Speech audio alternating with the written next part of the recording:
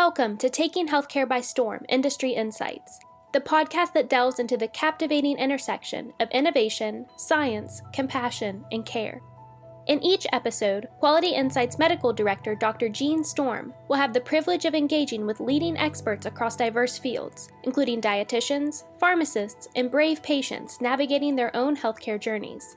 Our mission is to bring you the best healthcare insights, drawing from the expertise of professionals across West Virginia, Pennsylvania, and the nation. Subscribe now, and together we can take healthcare by storm. Hi, everyone, and welcome to another episode of Taking Healthcare by Storm. I am Dr. Jean Storm, the medical director here at Quality Insights. Today's guest is Janet McConnell, healthy longevity advocate, national champion athlete, author, and transformational fitness coach on a mission to rewrite society's rules about aging. After experiencing a health crisis in her mid-40s, Janet made a bold pivot from a high-powered corporate career to redefining her life around strength, vitality, and purpose. Now based in Scottsdale, Arizona, she helps clients across the country embody wholeness in mind, body, and spirit, proving that aging is inevitable, but decay is optional. As the author of Elements of Aging Well, Janet challenges the outdated belief that midlife is a slow decline, reframing it instead as an opportunity for reinvention, resilience, and renewed power. So today we're going to be exploring how strength training is for brain and body, the myth of quick fixes, the existential upheaval of midlife, and how we can all activate our full potential at any stage of life. Janet, thank you so very much for joining me today. Good morning, Jean. Thank you for having me. I'm really excited to be here and I'm looking forward to our conversation. Yeah, I'm excited too. I wanted to start, I said in the intro, you experienced a health crisis in your mid-40s that completely shifted your life from a high-powered corporate career to becoming a fitness coach on a mission to rewrite society's rules of aging. I mean, they're all made up anyway, right? So why not rewrite them? So what happened during that turning point and how did it reshape your identity and purpose? Well, it is funny. I mean, we know that probably that phrase that we hear sometimes where you can have many problems, but when your health falls apart, you have one problem. It makes you get focused really quickly. So that period in my mid-40s was a true wake-up call. On the outside, I looked successful. I had a solid corporate career. I was busy, productive, doing all the things that society tells us we should do to make us feel fulfilled. But on the inside, my health was deteriorating slowly, inexorably. It was coming to a head, and I only had little symptoms of fatigue and digestion problems, trouble sleeping, stuff that we go, oh, well, it's just life. And yeah, I'm getting older. I guess it's normal. But I was exhausted, inflamed, and deeply out of alignment with the signals my body was sending me. So when it hit, it was a physical, going to a medical, an annual physical where all of the blood work and everything was just completely off the scale. And this forced me to stop and really look at my life that I was living. And I realized that I'd been prioritizing achievement over vitality. And I was performing well in the world, but I wasn't truly well. And so that moment was my turning point. And instead of asking, how do I get back to normal? I started asking, what would a truly healthy, vibrant life look like? And that question led me to strength training, lifestyle change, and eventually into the fitness and longevity space. Not where I started out. Yeah. It reshaped my identity from someone chasing external success to someone devoted to internal strength, resilience, purpose. And now my mission is to help others realize it's never too late to reclaim their health. And in doing that, you can reclaim your life. I love that. Reclaim your health and reclaim your life. You talk about ageless beauty and activating our full potential at any stage of life. What beliefs about aging do you think need to be dismantled most urgently, especially for women? Yes, I think that like kind of the concept started probably about 6 years ago. I did a series of like a limited series of podcasts, and I wanted to get lots of women from different age groups, different perspectives, different life experience on it. And so, in order to attract that variety, I just called it Ageless Beauty.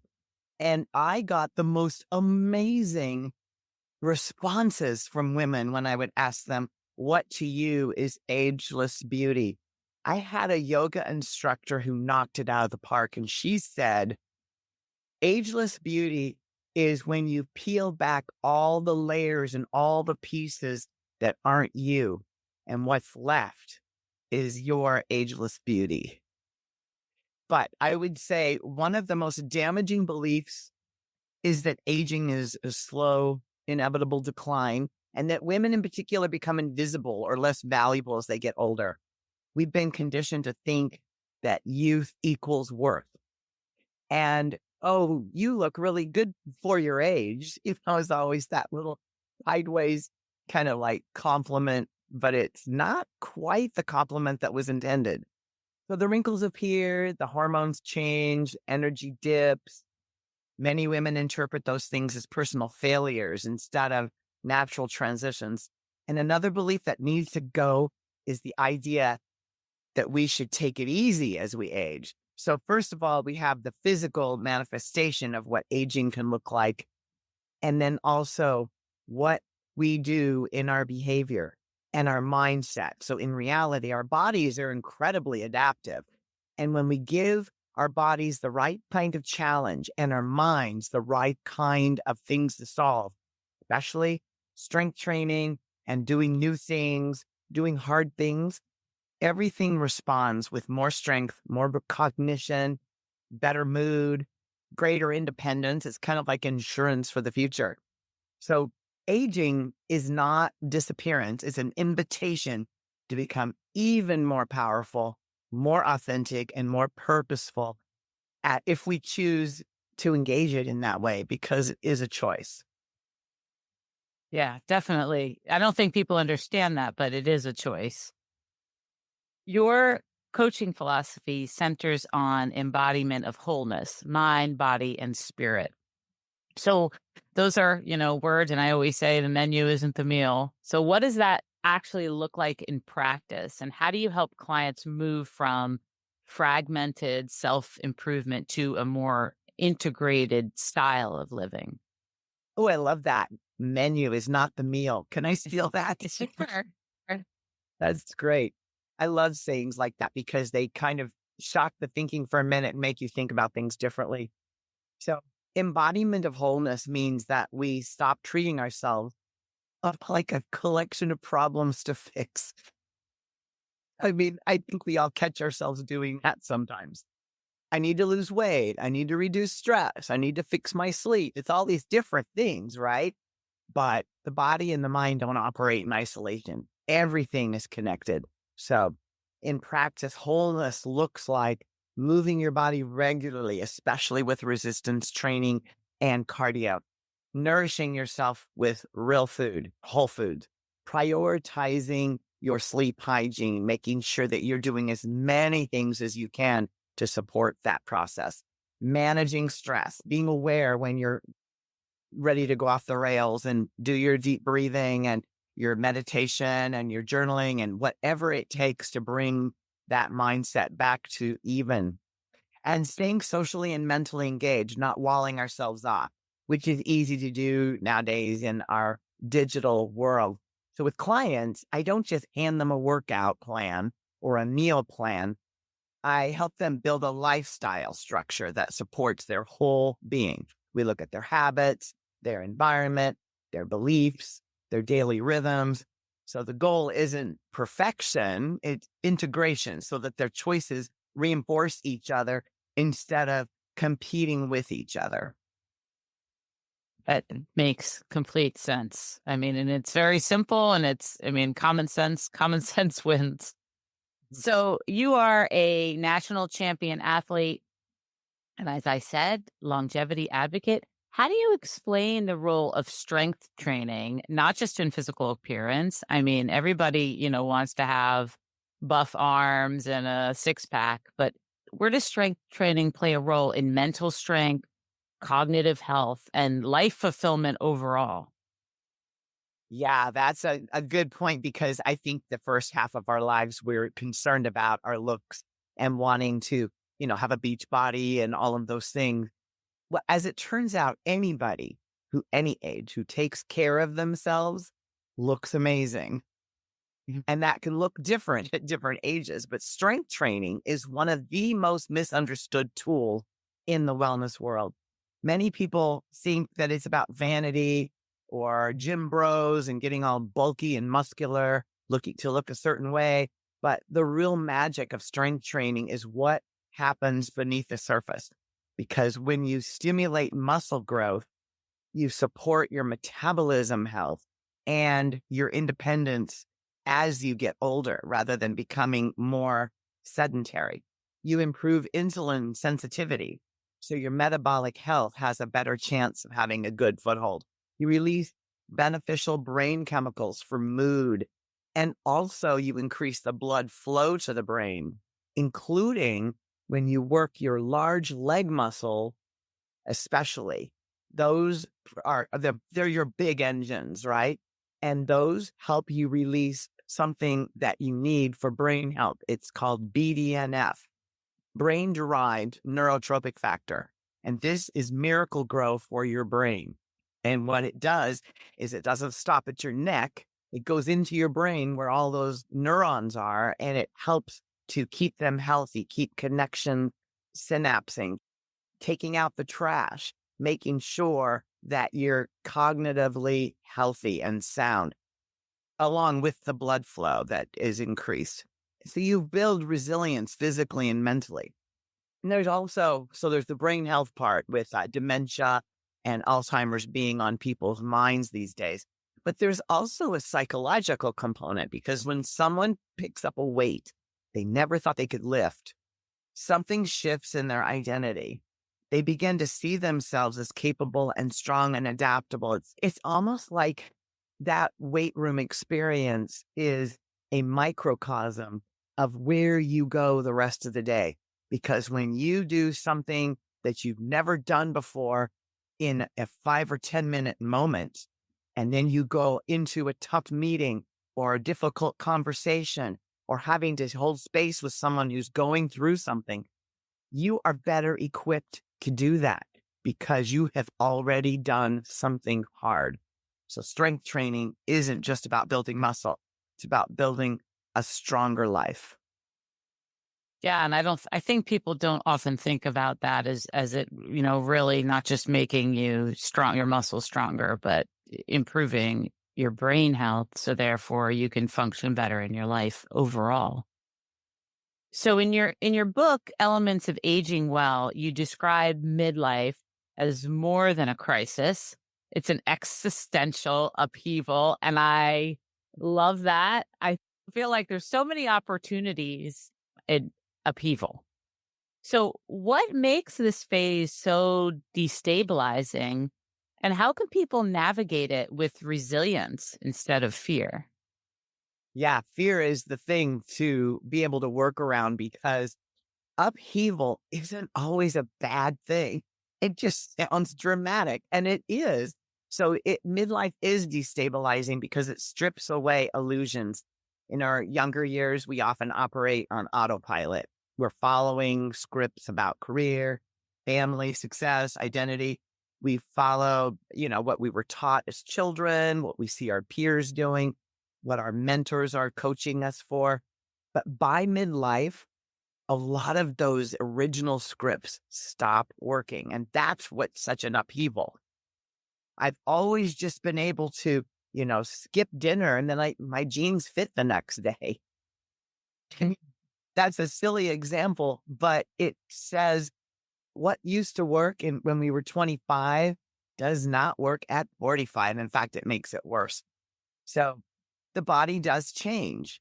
Our hormones do change, roles shift, children grow up, careers plateau or lose meaning. And suddenly people start asking deeper questions like, is this all there is?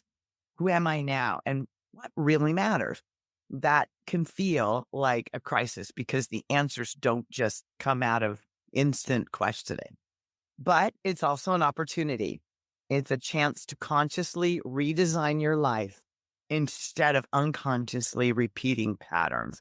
So resilience comes from leaning into that questioning rather than avoiding it. It comes from building physical strength, emotional awareness, and a renewed sense of purpose, a new direction. What is it that you want to be? What do you care about? Midlife, it isn't the beginning of the end like it can feel like sometimes. It's the beginning of a whole more intentional life. Yeah, I think I think more and more I consider myself in midlife. I'm 50. I think more and more individuals are seeing it this way. Like this is the beginning. Like this is the next stage. And I love that you're giving individuals a guidebook for Right. that next stage. Right. So you've seen firsthand that diets, you talked a little bit about diets, extreme regimens and harsh mindsets don't sustain us long term. So, why do quick fixes become even more harmful as we age, and what replaces them? Oh man, that is a tough one. All of my clients are over 50, and all of us have these conversations about our various ways of arriving at this conclusion separately and now together. Because the more something doesn't work, the harder we try to do it. And then we just dig ourselves deeper, you know, like a Jeep trying to get out of a sand hole, and you just end up burying yourself more.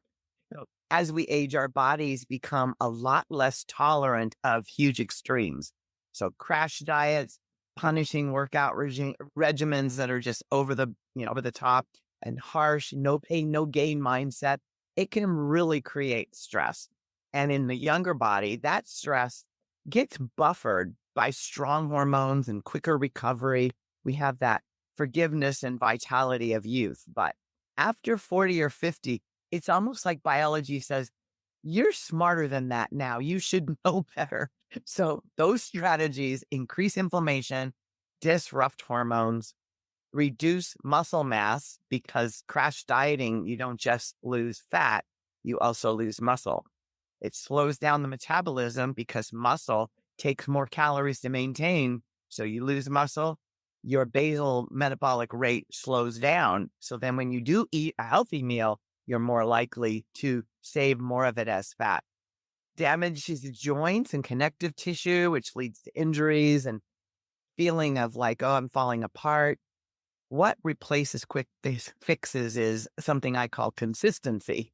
So instead of extreme dieting, you want to have a balanced plan that is protein forward eating. Instead of punishing workouts, progressive strength training that is mindful and sensible, and to get rid of the all or nothing thinking. Sustainable routines, as I say, we want to be progressive, not aggressive. So that's the real secret to aging well, not intensity, but intelligence, consistent effort over time. Yeah, consistency is so underrated, right? Yeah. I mean, I don't. Yeah. Yeah. So, for someone listening who feels stuck or overwhelmed in what you call this third trimester of life, and we were talking about, midlife after the upheaval, what are a few simple shifts, physically or mentally, that can reignite their power and momentum? Yeah. If someone feels stuck or overwhelmed, I always suggest starting with 3 simple shifts. And also, don't try to do everything at once. So pick one thing and get that right first. Just kind of peel back the layers bit by bit. Because if we go into panic and try to just take everything apart at once, that can also be It's a recipe for burning out and giving up. So one of them is to move your body with intention. Start strength training 2 to 3 times a week. Most people understand the importance of walking. We hear that a lot out in our popular culture, 10,000 steps. Okay, so walking, of course, that's a functional activity that we have been doing for eons, and it is still good for you. So you want to keep that up. You want to make sure that you get enough, sweaty, breathless, a little bit of cardio, but not overdo it. And then the thing that is usually the last rock of that to go into the jar for a lot of women who are 50 and over is to get that idea that strength training does not mean you're going to get big, muscular, and bulky. It's going to protect you against osteoporosis. It's going to protect you to not be frail in your older years. You have to start now. And so strength training 2 to 3 times a week will do that. Nothing extreme, just consistent, progressive movement. And then as far as nutrition, we all know having whole food is the best, staying away from as much as possible from processed foods. Make sure that the things that you eat are directly related to something from the ground or something from pasture so that it's real and not too doctored up. But most of all, we tend to underconsume protein. We don't understand that as we get older, we become less able to process or to metabolize protein. So we even need a little bit more to compensate for that. Simple increase in protein at each meal can improve strength, energy, metabolism, and save those muscles that you're building in the gym.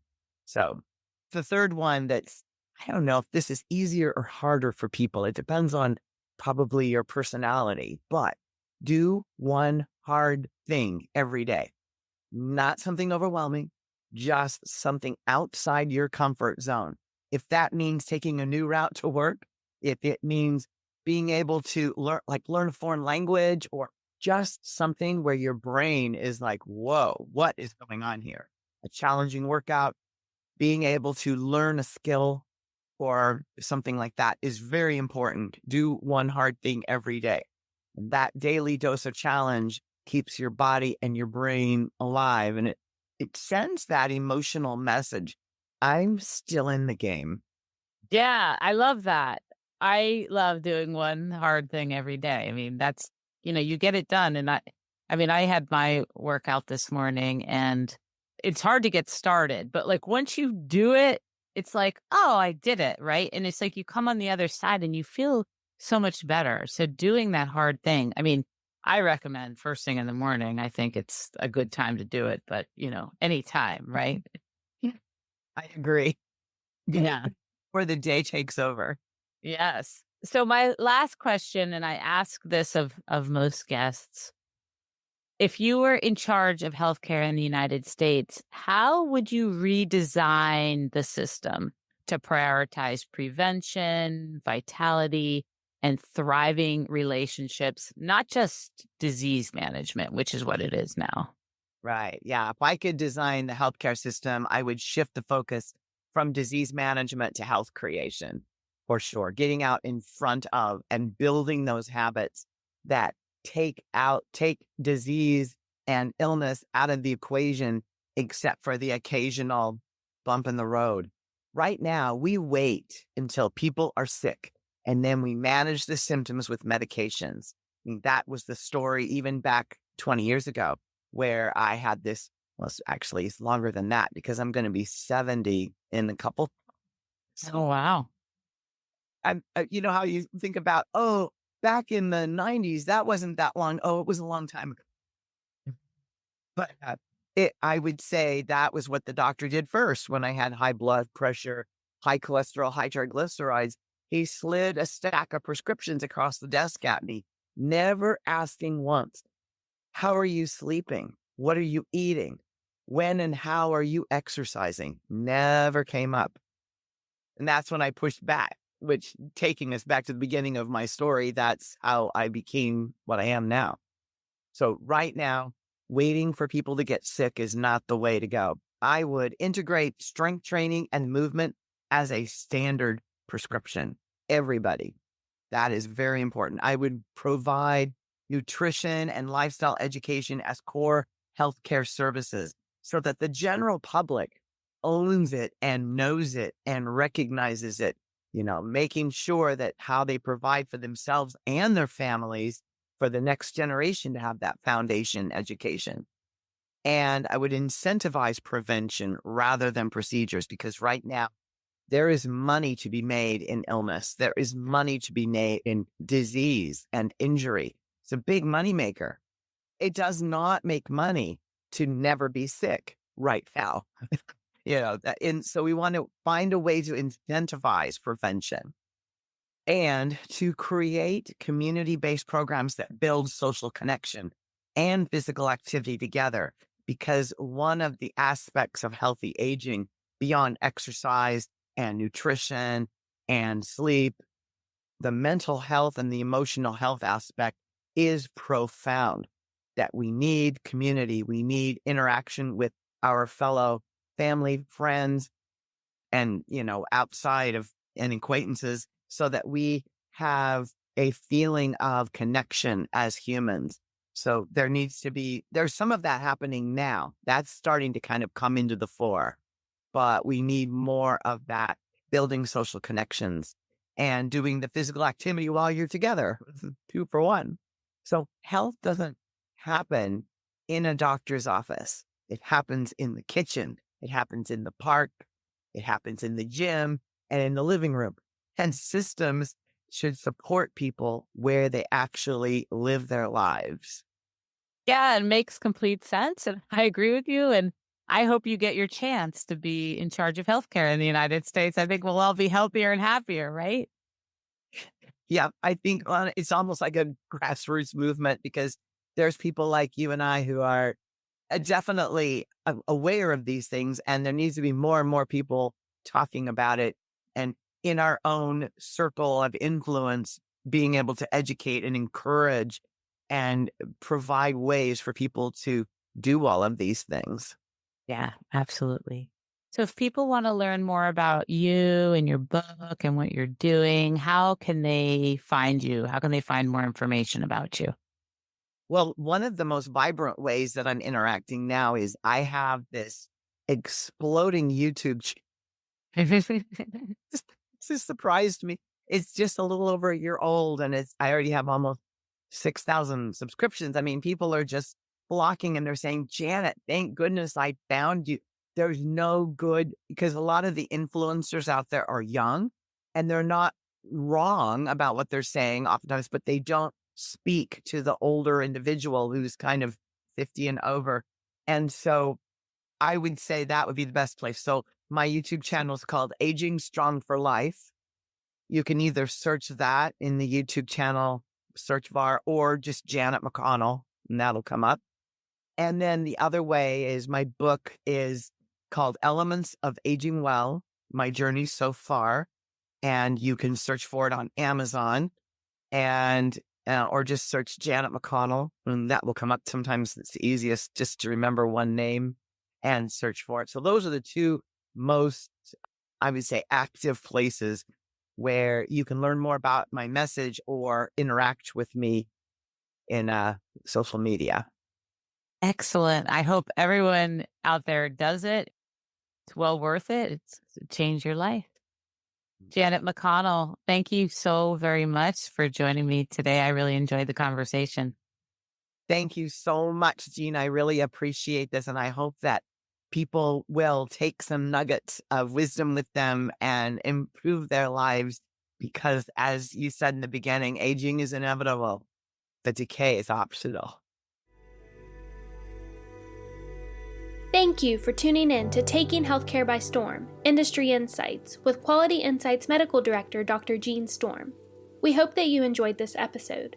If you found value in what you heard, please consider subscribing to our podcast on your favorite platform. If you have any topics or guests you'd like to see on future episodes, you can reach out to us on our website. We would love to hear from you. So until next time, stay curious, stay compassionate, and keep taking healthcare by storm.